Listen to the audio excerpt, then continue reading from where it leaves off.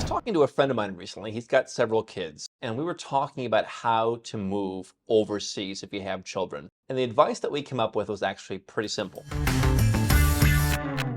So my rather glib answer to how to move overseas with children is, like anything, you just do it. How do you move from California to Florida because you want to save on taxes and you're tied into the regulations? Well, you have the movers come over and they put the furniture in the back of a truck. Either you get in the car or you get on a plane and you go to Florida and movers follow you in the big truck and they drop the stuff off. Or maybe you arrange to buy a home that's already furnished, but you move. And when you get there, you register to vote in a new place and maybe you move your bank account, you sign the kids up for new school, and that's what it is. And what I've always said is if you're going to move, you might as well move. Watching people move from New York to Florida when they could move to Puerto Rico and cut their taxes far more, when they could move to Panama City or to even London and cut their taxes far more, and maybe not even suffer the same lifestyle adjustment for themselves and for their children. I don't understand why, if you're going to move, you don't just push the pedal to the metal. Because if you have an income, if you have any kind of wealth, you can get residence in any number of countries around the world. If you have ancestors from a country, you can get citizenship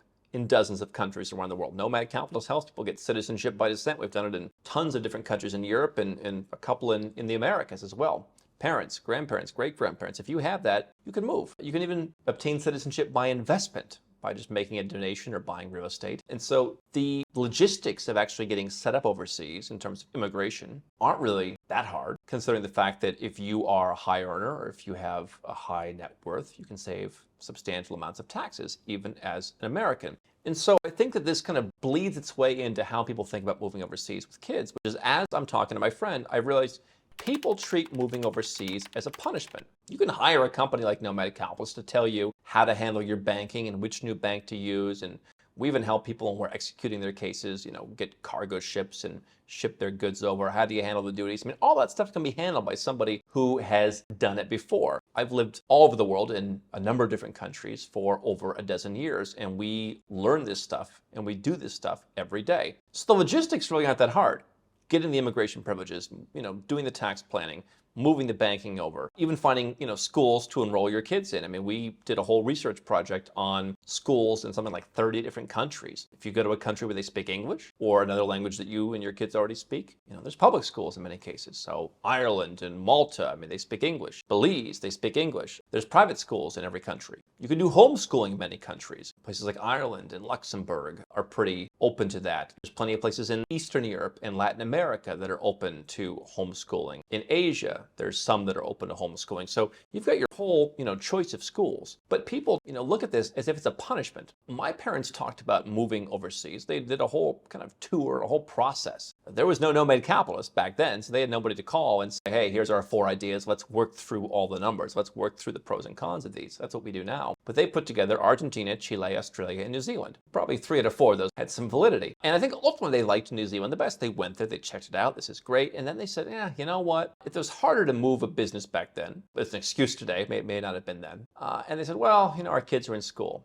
And I look back and said, you know what? I would have rather lived somewhere else, because ultimately I chose to leave the United States, and it would have been nice to have another great passport and another identity that maybe I would have liked more. But, whether your kids like the United States or like where they're from or not, the idea that you can't go overseas and have an adventure, that your kids can't take up the same sport or a different sport somewhere else, that your kids can't make new friends somewhere else. My friend in particular, his second to last kid is going to be graduating next year. And so he's got one left who is like 11.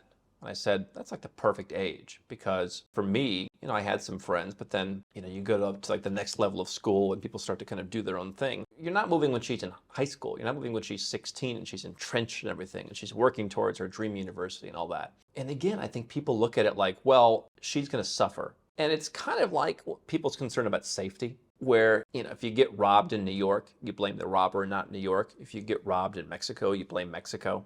I think people look at it like, they don't see the benefits, they only see the downsides. And they attribute the benefits to the fact that they live in a place without realizing those same benefits exist in many other places, and maybe even more so. If you're growing up in the United States, if your kids are in the United States, I and many of the people I know, I dealt with bullying, I dealt with people who, were were difficult. I mean, you go to certain places in the world, your kids are going to be friends with a lot more people who want them to be smart. When I talk to people in a lot of the places where we hire, talk to our employees, they're like, yeah, nobody really gets bullied here. It's not really a thing. Like, yeah, we watch that like in American movies. Like, is that a thing? Like people like, they're slamming you up against the locker. I don't know if I was slammed up against any lockers, but, people pick on you for certain stuff, including being smart. I'm thinking to myself, if your kids are in that environment, wouldn't they be better like almost anywhere else? I mean, they will make friends somewhere else. You can help them do that. And, living in a place especially a place that's multicultural. If you go to a Dubai, for example, if you go to a Singapore, if you go to somewhere where you've got people from all around the world, you're probably going to have a better chance of finding friends who have your interests, who you can get along with. And you'll probably find a lot more things that you can identify with as a kid. It's an adventure. I know parents where they are rather nomadic, and the siblings form closer bonds with each other. They make friends in different parts of the world, and they see them every once in a while.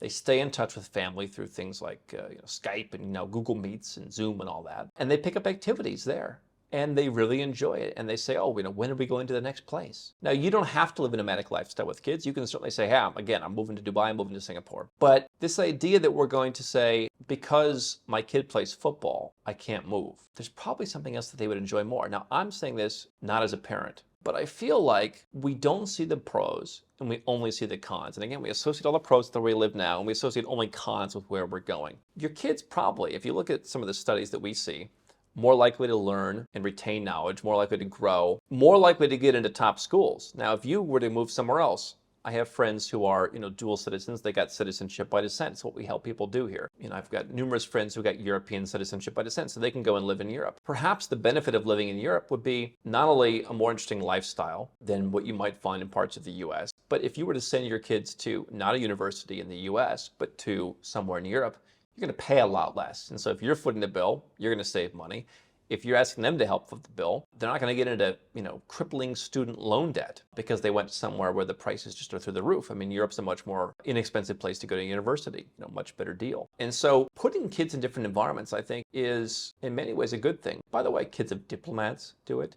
Kids of lots of people who their parents need to travel around the world. Kevin O'Leary from Shark Tank talks about living in all kinds of emerging markets and how it shaped him into the business person he is, living in places like Cambodia. You don't have to go and live in Cambodia, but you know what? Your kids would probably learn something living in Cambodia. I kind of wish I did that, quite frankly. And so you can ease into this. You can do what some of my friends with families have done, which is maybe you first get a passport. If you're eligible for citizenship by descent, which again, we can help you determine, you get that. And you do it as a family, right? So mom or dad qualifies for Italian or Irish or Slovak or Trinidad and Tobago citizenship due to someone in the family tree, and you do it together. Everybody gets a second passport. And now you have that other place that you can go and live. You don't have to live there, but you have the passport. And if you want to go there, you can anytime you want. So that would be a first thing to do. Maybe then you start traveling and you spend, summers somewhere. Maybe you get a second house that gets you a second residence or a second passport, and then you go and spend your summers there and make use of that house, right? You can go to St. Kitts and Nevis. You can go to Turkey. You can get citizenship just by buying a property. Maybe you spend your summers in Grenada, or maybe you spend your Christmas break in Grenada, something like that. And that's going to give your kids a different perspective, even for a short period of time. So get a passport. Maybe you get a residence permit. Maybe you go down to Mexico. If you don't qualify for citizenship by descent, either you do citizenship by investment, and then you go and visit your island country, or you go and visit wherever you're going to go. Malta has an MEIN program if you don't qualify for European citizenship by descent. Or maybe you just get a residence permit in, let's say, Mexico or Costa Rica or somewhere where you don't have to live there. But again, you go down there during breaks and your kids see it. And they're probably going to like it. And they're probably going to want to see more. Then you start spending more time, and maybe eventually you could make the move. In my friend's case, you let the one who's almost graduated go, and then you say to the last one, hey, let's just the three of us take an adventure. And so there's plenty of residences that don't require you to always be there. You can just pop in from time to time. It's what we call a paper residence or a back pocket residence. You just kind of keep it in your back pocket for when you need it. If you have a citizenship, you don't need to live there generally to keep the citizenship. So you can get citizenship by investment. You can get citizenship by descent. Have these tools. And I think, just as I've said, if you want to experience what it's like to do business overseas, just go and open a bank account somewhere. Just go and open a bank account in a country like Georgia, for example, where you don't have to commit a lot of money. Or if you want to commit a lot of money, go to a Singapore or go to a UK or go to a Switzerland, something like that. And just see how you feel, knowing that your money's not in your home country anymore. And you'll get more and more comfortable with it. And in the same way, if you get your kids a second passport, you're involved in the process, maybe you get them involved in the genealogy to prove the second citizenship by descent, for example, or you have them help, collect documents to get the citizenship by investment or to get their residence permit. You involve them, you're taking them to an embassy, you're taking them on a trip, you're showing them a second home. They're going to say, oh, this is interesting most of the time. And you can ease into it if that's what you want to do. How to move overseas with kids is that you simply do it and you accept that every place has pros and cons. It's not just that only where you live has pros and everywhere else has cons. And you can help everyone integrate into a system that has plenty of pros, because that's why it's called go where you're treated best.